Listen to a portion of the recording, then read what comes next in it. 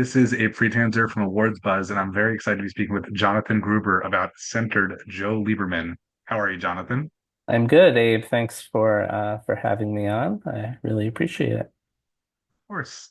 Can you tell me about your own history with Joe Lieberman through the years? Sure. I met him, I believe in 2019. I had done a film on Menachem Begin, and he was interviewed in the film. And the end of, or the beginning of 2021, an email went out from a colleague just sort of reminiscing about Joe and Hadassah and their relationship with the Secret Service and how there was sort of this love affair between these people who protect you.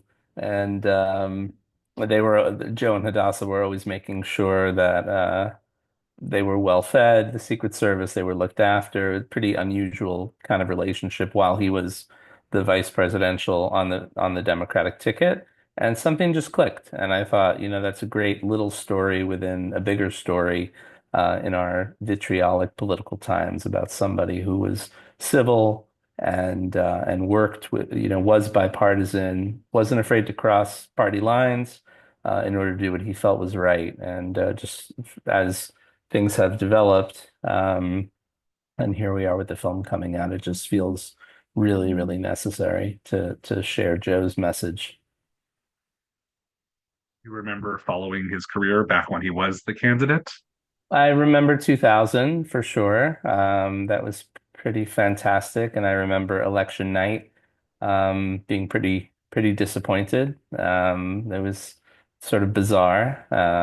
Obviously, it took about 5 weeks before things were settled. And then yeah, I mean, my there were things that I agree with. I think that's what makes this film so unique is that the people who were part of the production that we were politically on all over the place. And, in terms of I'm not in lockstep or was not in lockstep with everything that Joe Lieberman um, believed in maybe foreign policy. I'm probably a little bit more to the left. Was also disappointed about his not voting for the public option. And those were things that I said to him, when we first started the project. I said, I want to talk to you about some of these controversial things. And to his credit, he said when we first sat down, I know it's not going to be all hugs and kisses. And but to he believed in those things. This was clearly the things that he voted on or his issues were things that he was willing to stand up for um, years later, and we could talk about it and we could disagree without being disagreeable. And I really grew to respect him and more, and was pretty sad and shocked when he passed. He saw the film, saw what we thought was pretty much the final cut. Um, he said it was a great legacy for my public service, and then he died 6 days later. So we had to pivot a little bit. But again, I think his story is desperately needed, for where we are today. So I mean, there's a lot to talk about. I think the idea sure. that we could, when you talk about 2008 and that he could have been McCain's running mate, is Mhm. something that is unfathomable today, especially because the idea of McCain as, the alternative to Obama as something, so terrible just doesn't even sort of track these days that we would have anything, that we could be anywhere close to what that was. It's just such so interesting and sort of sad to think about that we could have had something like that and that could have been very good for the country in a lot of ways. Well, just the idea that Joe Lieberman was willing that my wife and I were talking about it actually. She pointed it out. It wasn't that Joe Lieberman was necessarily compromising. It was that he had his own value system and things that were important to him, and he would be willing to work with whoever felt strongly, about those things that he felt strongly about. So if someone was on the left, he would work with them. If someone was on the right, he would work with them. Susan Collins, Lindsey Graham on the right, Rosa DeLauro on the left, or Chris Dodd. And if you look at his record, He 90% of the time he voted with the Democrats, but people don't. There's this sort of purity test that we talk about now that I think Joe Lieberman was probably one of the first people who was canceled, in 2006 for his vote on the Iraq War, and it didn't matter the second Iraq War. It didn't matter that that he was progressive on all sorts of social issues, that later on he was the lead for the lead sponsor for the repeal of Don't Ask, Don't Tell. It doesn't matter that he voted for the Clean Air Act. It was that this one thing, this Iraq War, not that it was insignificant. I thought it was a bad vote, and I wasn't in support of that Iraq War. Um, my opinion is less important. I'm just saying it. But that he was primaried because of that one vote, and that's fascinating when we see today again. Not there's just extremes on both sides, and people are saying, well, if you don't do exactly what I want the entire way, then off with your head, essentially. And that's not going to work. It's not going to work in a democracy. Theoretically, we need more people like him because if we are so far apart on things, you need somebody who's going to be able to be in the middle and say, here's something we can talk about. Well, more than somebody, you need a lot of somebodies to do that. Did you find that most people that you spoke to have the opinion that you now have of him, in terms of respecting and understanding the way that he defended his positions and really felt strongly about them? Or do you feel that his legacy is in some cases still attached to that, idea of cancellation? The film is on its way out. It's been in festivals. It's won some awards. We had a 5-day run in DC. We had a screening at the Library of Congress. So it's still pretty nascent in terms of what the response will be. But from what we've shown, I think people really do appreciate who he was and what he stood for, and that his own value system. He wasn't going to be swayed by the political winds. Like as I think about things like his being the first Democrat to speak out against President Clinton, and the Monica Lewinsky scandal was something that he just could not be silent. It was just too awful for him to go along, even though he had a long relationship going back to um, his first state Senate campaign in 1970 when Bill Clinton campaigned for him when he was a Yale law student. They went back for decades. So I mean it just really speaks to who Joe Lieberman was and his faith. I think that's sort of the grounding is that his Jewish observance and the level of Jewish observance that he had really made it clear to him the positions that he needed to take. And we were fortunate to have, it's a funny story actually in the film. Well, you've seen it, so you know. And there's this very private moment that he had never let anyone film before. And I asked him as a Jewish nice Jewish boy, can we do this? Can we film this private moment? And he and Hadassah, they were not comfortable with it, but my cameraman, who's a Catholic, Italian Catholic, said, I think it's important. And they looked at each other and they said, if Shane thinks it's important, then I guess we'll do it. So anyway. I was curious about that because I did see the film as part of the Atlanta Jewish Film Festival, and I remember as a 12-year-old very closely following the 2000 election, the excitement about having this, Jewish candidate.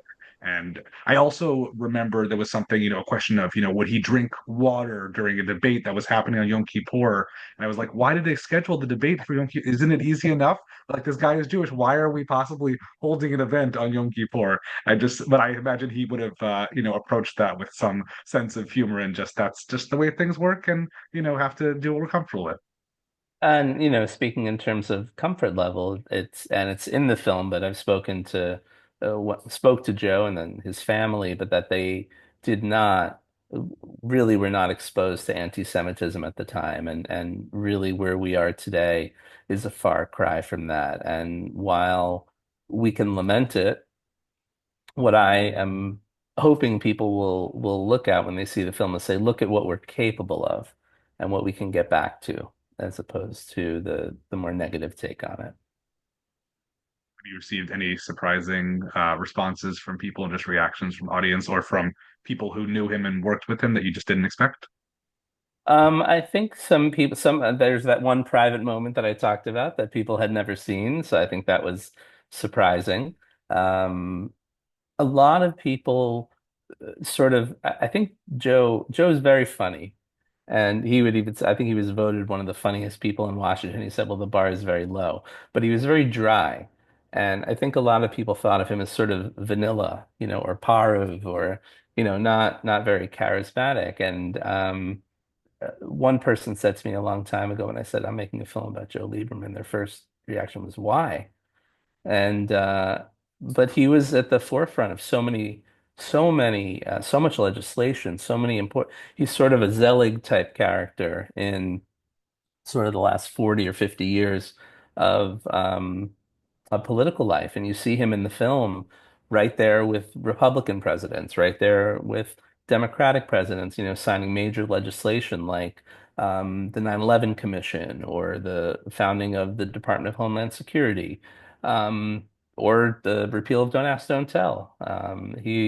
He was, I think that surprised a lot of people because they were like, oh, there's 2000 if you know about that. He ran, but he was in the forefront, his whole time as 24 years as senator, and then even later with no labels, which was this past presidential election cycle. So he's been relevant and was relevant for a very long period of time. I think that surprised people um, how involved he was in so many important parts of American history in the latter half of the 20th century and into the 21st century.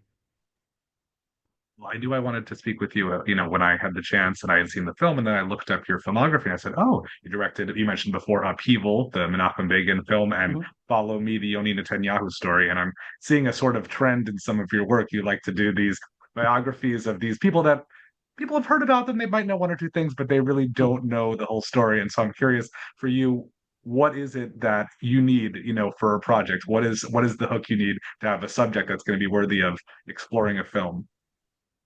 So I'm fortunate in that there are projects like the Joe Lieberman film, which was my idea. Both the Menachem Begin and the Yoni Netanyahu film were brought to me. So I was grateful for that. But in terms of the stories themselves, it's the three dimensions or more, or four or five dimensions of a person. So people again think they know Menachem Begin, his controversies, um, his early days fighting, in pre-state Israel. But there were so many more things about him that again are surprising, and I, hope people can see that film as well. In terms of Yoni Netanyahu, he was sort of this two-dimensional mythical character in Israel's history, and there was a lot more to him. So, as a journalist. Um, I feel it's important to give more nuance to these people. So what's next for this film and what's next for you after that? So this film, actually, after this festival, we are going to be in 60 Regal theaters across the country, March 18th and March 19th, which is remarkable. We're very, very grateful for that. And then we'll see. Hopefully it'll get on a streamer or broadcaster. We're still trying to figure out that distribution model. Then I have a few other projects. One that I'm working on right now is um, a heartwarming tale, I say jokingly, called The Godfather of Sarin gas, which was invented by um, some Nazis. And the A in sarin is Otto Ambros. So it's about Otto Ambros and sarin and IG Farben, the company that he worked for. So people probably have heard of IG Farben. If they haven't, look it up. Does sound certainly not very pleasant, but very interesting. I wish you pl plenty of luck with that and with this film as well. Thank you, Abe. I really appreciate you having me on. And yeah, I hope everyone can see the film. Check it out, centeredfilm.com. All the info's there. Thanks so much, Jonathan. Thanks, Abe.